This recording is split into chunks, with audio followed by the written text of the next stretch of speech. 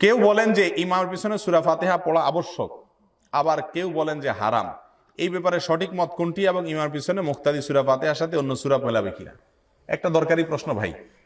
হুজুরদের এত মত, আপনাদের অবস্থা কেরাসি, ঠিক না? ঠিক একেবারে আপনাদের মনের মতো প্রশ্ন আসছে। এক এক হুজুর এক এক কথা বলে, আমরা যাবোটা কোথায়? এটিএন বাংলা হুজুরে এক ফতোয়া দেয়, চ্যানেল 9 হুজুরে আরেক ফতোয়া দেয়। কালকে সকাল 10টা 20-এ আমি বৈশাখী টিভিতে আমার লাইভ প্রশ্ন উত্তর আছে, টেলিফোন করবে পাবলিক, আমরা উত্তর দেব।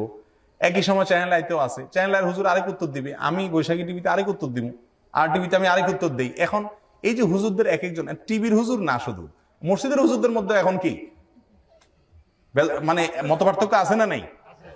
এক মাহফিলে একটা শুনেন, আপনারা কোন দিকে যাবেন? এই জন্য অনেকে রাগ করে বলে মৌলবীরা এত মত করে, এদের জ্বালায় দেশে থাকাই দায় হয়ে গেছে। এখন হুজুররা এক একজন এক এক কথা বলে, দোয়াল্লেন না জোয়াল্লেন, নামাজই পড়ি না। এরকম একটা কথা আছে না নাই সমাজে?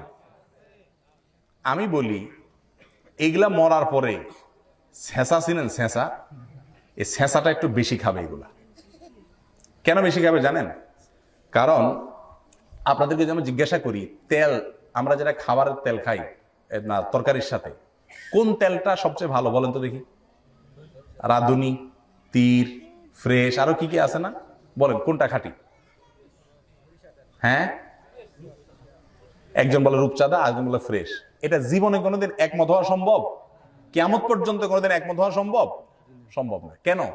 কারণ যিনি বলতেছেন ফ্রেশ, উনি ফ্রেশ খাইয়া দেখছে ওনার পেটে বুটবাট ফুটপাট হয় না। যিনি রূপচাঁদা খাইছে উনি অনেকগুলা খাইয়া টাইয়া রূপচাঁদা এসে ঠেকছে না, ওনার কাছে ওইটা স্যুট হয়েছে, ভালো লাগছে, ঠিক না ভাই? ঠিক।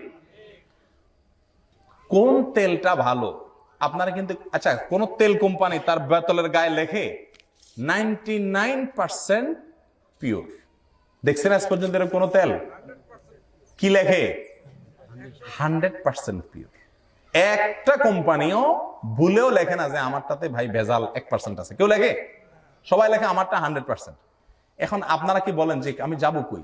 রূপচাঁদা লাগবে আমারটা 100%, ফ্রেশ লাগবে আমারটা 100%, একজনকে আমারটা 100%, আমরা যাবো কে? দুধ তেলই খাবো না। রাগ করে তেল খাওয়া ছেড়ে দিছে। এরকম কোন পাবলিক পাইছেন আজ পর্যন্ত? একজনও পাইছেন? তো কি করে?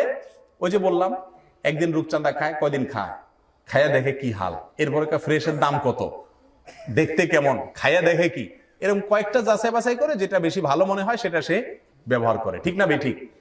দুনিয়ার বেলাটা খুব ভালো বুঝি আলহামদুলিল্লাহ, ওয়াজ নসিহত করা লাগে না। দিনের ব্যাপারে এত ওয়াজ করার পরও সোজাকরণ যায় না, এরপরে হুজুররা এত মত কেন? আরে ভাই হুজুরদের মত কেমন পর্যন্ত থাকবে? এর ভিতরে কোনটা বেশি সঠিক সেটা জানা, যাচাই করা, নিজের বিবেককে খরচ করার দায়িত্ব আপনাদের।